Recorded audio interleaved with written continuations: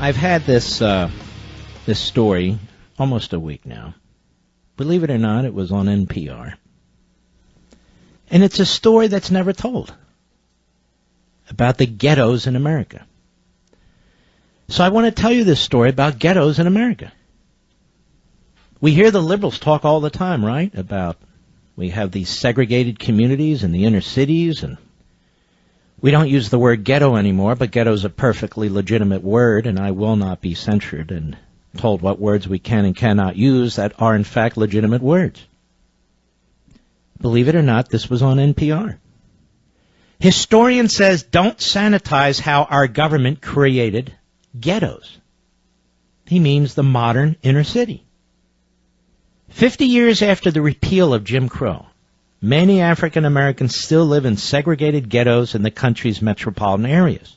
Richard Rothstein, a research associate at the Economic Policy Institute, and as far as I know, this could be some left-wing Marxist group, doesn't really matter, has spent years studying the history of residential segregation in America.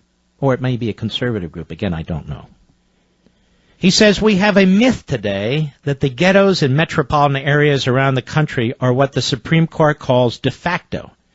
Just the accident of the fact that people have not enough income to move into middle-class neighborhoods, or because real estate agents steered black and white families to different neighborhoods, or because there was white flight, says Rothstein to NPR. It was not the unintended effort or effect of benign policies, he says. It was an explicit, racially purposeful policy that was pursued at all levels of government. And that's the reason we have these ghettos today, and we are reaping the fruits of those policies, unquote. So let's stop right here. His hypothesis, actually his assertion, based on his years and years of study, is that the government created the modern ghetto. Well, that caught my attention. Does it have your attention? Let's continue. One of the ways in which we forget our history is by sanitizing our language and pretending that these problems don't exist. We've always recognized that there were ghettos. A ghetto is, as he defines it, a neighborhood which is homogeneous and from which there are serious barriers to exit. That's the technical definition of a ghetto. Robert Weaver, the first African-American member of the cabinet appointed by President Johnson as his Secretary of Housing and Urban Development, HUD, described many of the policies that this fellow describes today in a book he published in 1948 called The Negro Ghetto. The Kerner Commission referred to the ghetto. This is a term that we no longer use because we're embarrassed to talk about it. And we need to confront our history, this is the professor, and stop sanitizing our language and talk openly about what we've done as a nation and what we need to do to undo it. And he goes on. He goes on and he says, it's a policy. Well, actually, let me do this. He says, and we can't talk openly if we're going to use euphemisms instead of being explicit about what the reality is. On how the New Deal's Public Works Administration led to the creation of segregated ghettos. Let me repeat this. On how the New Deal's Public Works Administration, the PWA, led to the creation of segregated ghettos, he says, its policy was that public housing could be used only to house people of the same race as the neighborhood in which it was located. But in fact, most of the public housing that was built in the early years was built in integrated neighborhoods, which they raised and then built segregated public housing in those neighborhoods. So public housing created racial segregation where none existed before. That was one of the chief policies. Wow. And I thought we were supposed to celebrate FDR and the progressives and the New Deal. On the Federal Housing Administration's overtly racist policies in the 1930s, 40s, and 50s, he says the second policy, which was probably even more effective in segregating metropolitan areas, was the Federal Housing Administration. You've heard of the FHA, right? Which financed mass production builders of subdivisions starting in the 30s and then going on into the 40s and 50s in which those mass production builders, places like Levittown, for example, Nassau County in New York, and in every metropolitan area in the country, the FHA gave builders like Levitt concessionary loans through banks because they guaranteed loans at lower interest rates for banks, and the developers could use to build these subdivisions on the condition that no homes in those subdivisions be sold to African Americans. Your ears should be ringing. This is New Deal, progressive, federal policy. In the ghettos, government policy, municipal policy, for example, denied adequate services, garbage wasn't collected frequently, African Americans were crowded in the neighborhoods of the ghetto because so much other housing was closed to them as a result. Housing prices in ghettos were much higher than similar housing in white areas. Rents were much higher than similar housing in white areas because you had a smaller supply. It's the basic laws of supply and demand. So this created slum conditions. So when African Americans managed to break out of those slums and buy a home in a neighboring area, whites could be persuaded that slum conditions were going to be brought into their neighborhoods. So the real estate agents at the time would go into these neighborhoods and try to panic white families into selling their homes cheap to the real estate agents. And they in turn would flip these homes to African Americans at a higher price. This was all started in the 30s under FDR and the New Deal. This was all started for the purpose of taking integrated inner city neighborhoods and creating segregation through federal spending and federal policies, federal bureaucracies, and federal departments. This is the first I heard of this, and I read a hell of a lot and I study a hell of a lot. Is it the first you've heard of this? No, this story's a week old. Has anybody else even discussed it? Has this been on television anywhere, on any cable program? You see, ladies and gentlemen, as we discuss often on this program, you and I, so much about American history that is wonderful is rejected, is twisted, is attacked. And yet so much about American history that is so awful is celebrated. The New Deal did enormous damage to this country. It did enormous damage to our constitutional system. It did enormous damage to private property rights and capitalism. Oh, yes, it created Social Security. Social Security today doesn't look like anything it did when it was first created. Same with several of these other programs. But spending as it is, you would assume that some people are going to benefit from it, so that's a given. But that said, the New Deal was not some brilliant idea that got us out of a depression. And we've talked about this before. There was a recession, a bad recession. And because Herbert Hoover, a liberal Republican, oh, well, he had an executive business experience. As I said, a liberal Republican. And Franklin Roosevelt, a liberal Democrat, because the two of them would not allow the market system to actually work, because the Federal Reserve, even at its early life, in its early years, created tight money when it should have just stabilized the dollar. Government brings down the economy. And out of that is born the New Deal, and out of the New Deal is born segregated metropolitan areas as a matter of policy, as a matter of the left's agenda. I keep talking about how the Democrat Party has done so much damage to black people in this country. How the Democrat Party got its strength, its early strength, from slavery, then segregation, then opposition to voting rights, opposition to civil rights. It is important to know the truth that 50 years after the repeal of Jim Crow, many black people still live in segregated ghettos in America, most of our metropolitan areas. And so Richard Rothstein, research associate at the Economic Policy Institute, who has studied this more than anybody else, says that the federal government created these ghettos through its housing policies, through its funding policies, through its subsidy policies. It created ghettos in formally integrated neighborhoods. Don't forget it. I'll be right back. Smart Lopin.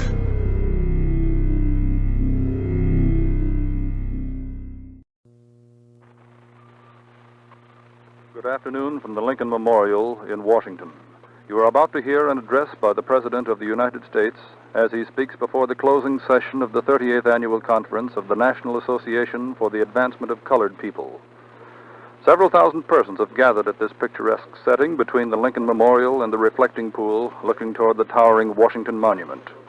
Mr. Truman will be introduced this afternoon by Mr. Walter White, Secretary of the Association.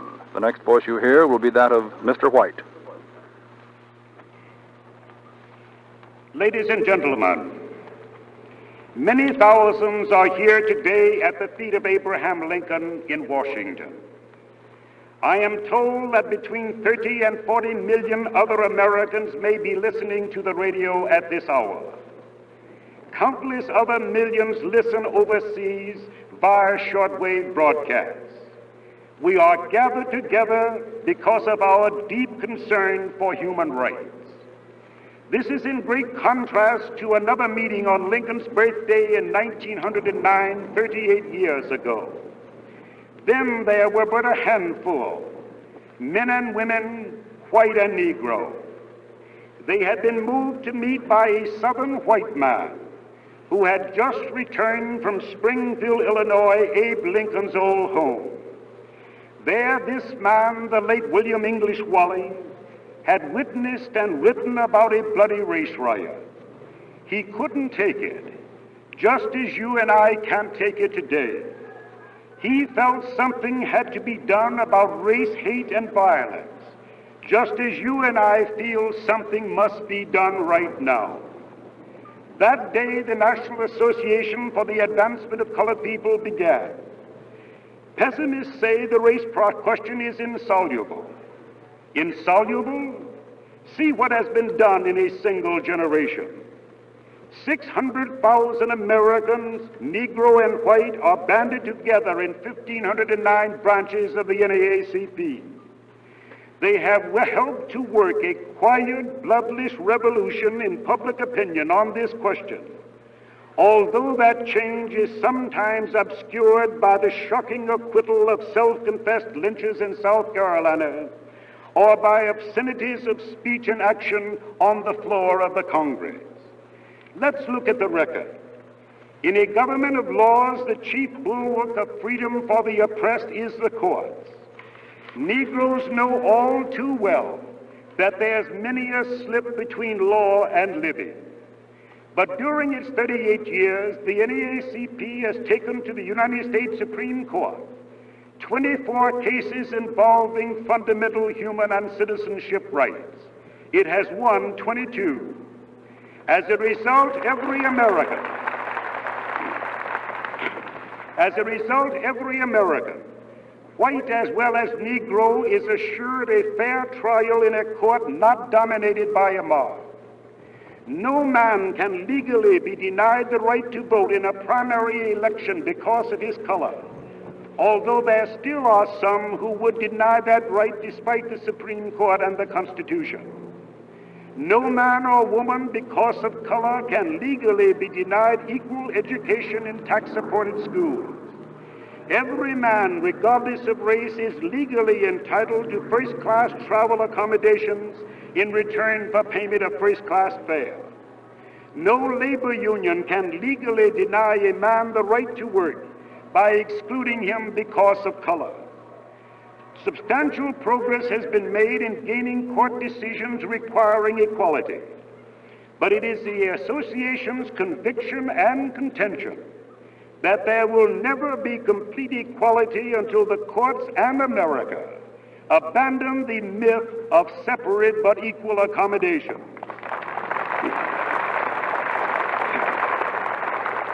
None of us is naive enough to believe that court decisions or legislation by themselves are enough. But legal action and laws set the pattern both in restraining the lawless and in the education of decent public opinion. The NAACP came into being 38 years ago because decent Americans just could not take the evils of mob violence and racial bigotry. We carry on today because we just can't take the gouging out of the eyes of a Negro war veteran by a South Carolina policeman who was speedily set free. We just can't take the acquittal of men who have taken the law into their own hands and thereby lynched not only American citizens but the law as well. We just can't take the denial to any American citizen of the right to work, to vote, to live outside a ghetto, to share the privileges as well as the responsibilities of citizenship solely because of the color of his skin. The NAACP operates on the proved principle that no nation can exist half free, half slave. We know that throughout history, bigots have grown powerful by first attacking the most vulnerable minority in a nation and then proceeding to attack others until liberty was destroyed for everybody, including the bigots. Hitler did that in Germany. Mussolini did it in Italy. Racist bigots, backed by selfish and frightened economic groups, are attempting to set race against race, creed against creed, class against class in America today. They must not, they will not be permitted to succeed. Today there sit among the special guests upon the platform ambassadors from many of the nations of the earth. We ask you, gentlemen, to tell your countrymen that although the stories of lynching and denial of justice to Americans because of race, creed, or national origin are all too often true, these outrages do not represent the majority of American citizens. We confess to our shame that ours is not yet a perfect democracy. We have grievous faults, but this great assemblage of American citizens and the presence of the President of the United States, of Mrs. Roosevelt, and of the distinguished Republican senator from Oregon attest that a determined and incessant attack is being made upon our national shortcomings.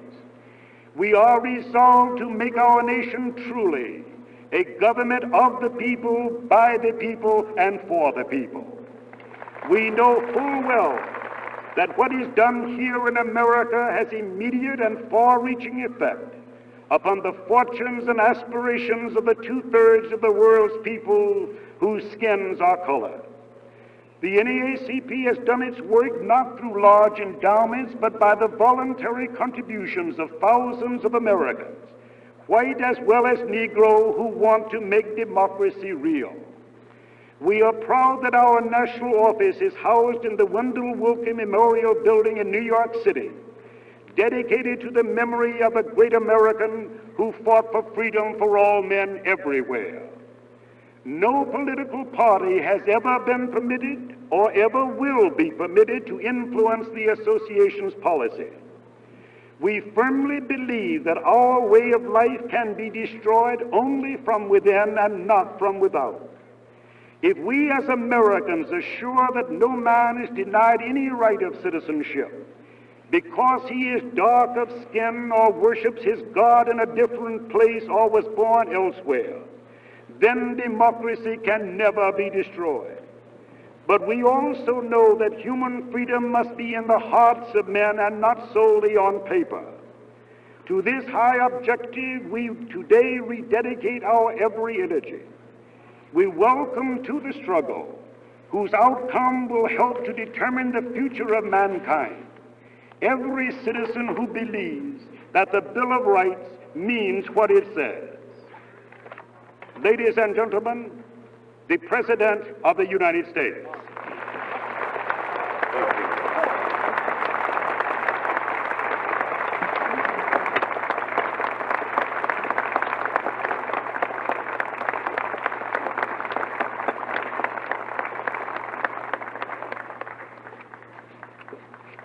Mr. Chairman, Mrs. Roosevelt, Senator Morris, distinguished guests, ladies and gentlemen, I am happy to be present at the closing session of the 38th Annual Conference of the National Association for the Advancement of Colored People. The occasion of meeting with you here at the Lincoln Memorial affords me the opportunity to congratulate the association upon its effective work for the improvement of our democratic processes. I should like to talk to you briefly about civil rights and human freedom. It is my deep conviction that we have reached a turning point in the long history of our country's efforts to guarantee freedom and equality to all our citizens.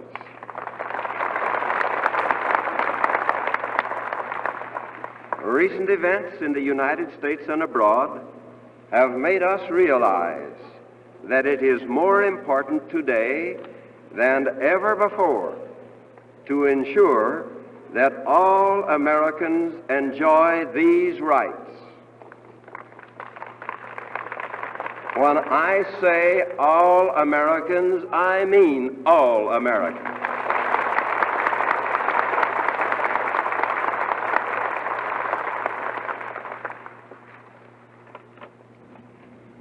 The civil rights laws written in the early years of our republic and the traditions which have been built upon them are precious to us. Those laws were drawn up with the memory still fresh in men's minds of the tyranny of an absentee government. They were written to protect the citizen against any possible tyrannical act by the new government in this country. But we cannot be content with this civil liberties program, which emphasizes only the need of protection against the possibility of tyranny by the government. We cannot stop there. We must keep moving forward with new concepts of civil rights to safeguard